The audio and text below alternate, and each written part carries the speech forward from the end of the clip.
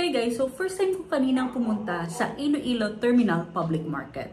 So for today's vlog, samahan niyo ako at ipapakita ko sa inyo kung ano ba yung itsura niya sa loob.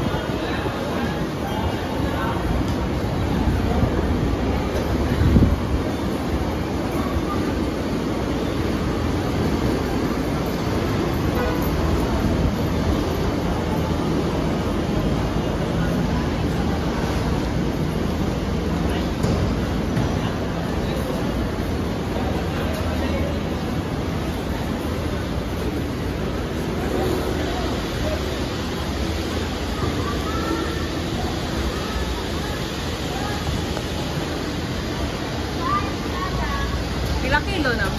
300, 350. May luga? May luga.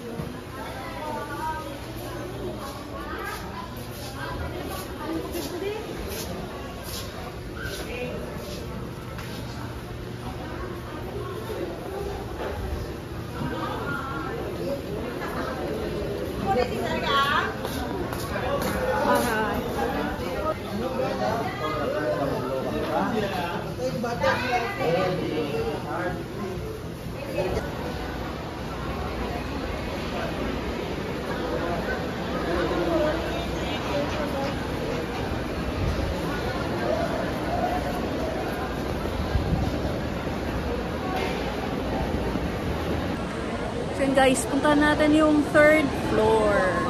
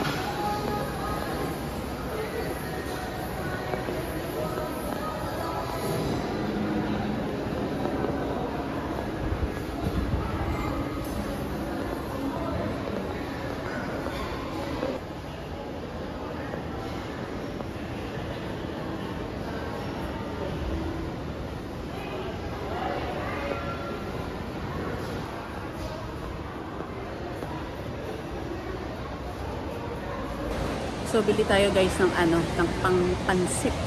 Hanap tayo ng pansit na medyo malapad. Manikito lang. 200 na abot.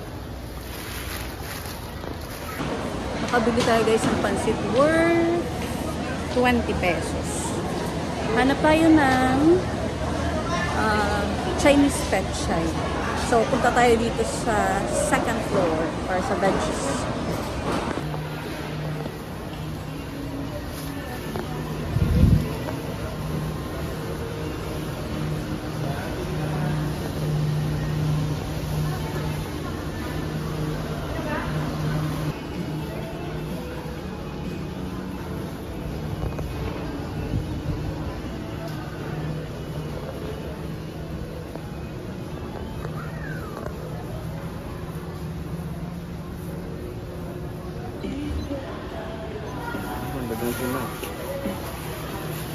Tingap dun. 80, ayan 80 no? 80. 80 pesos per kilo.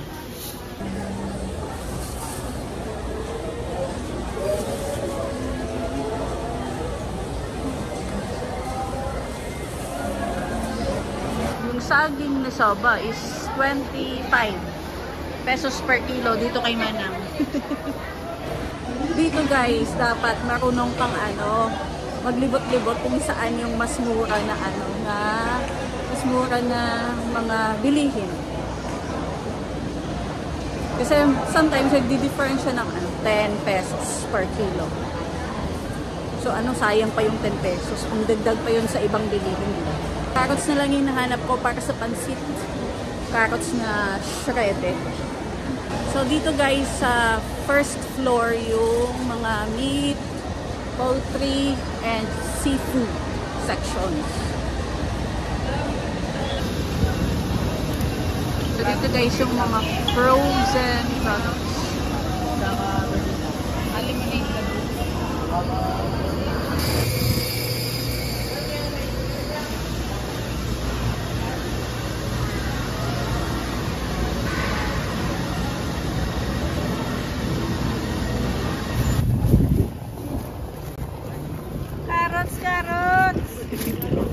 Na-notice ko kanina guys na very organized na yung market. So sa first floor, makikita na natin yung yung mga poultry, seafood, and meat section.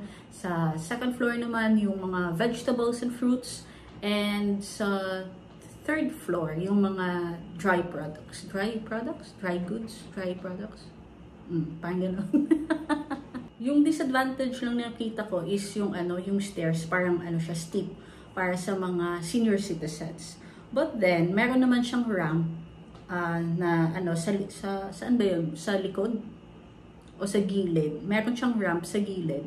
And makikita din na merong elevator, o di ba, social. And yung good thing is meron ng parking space sa taas ng market. And connected din siya sa bagong-bagong SM na Iloilo Terminal Market.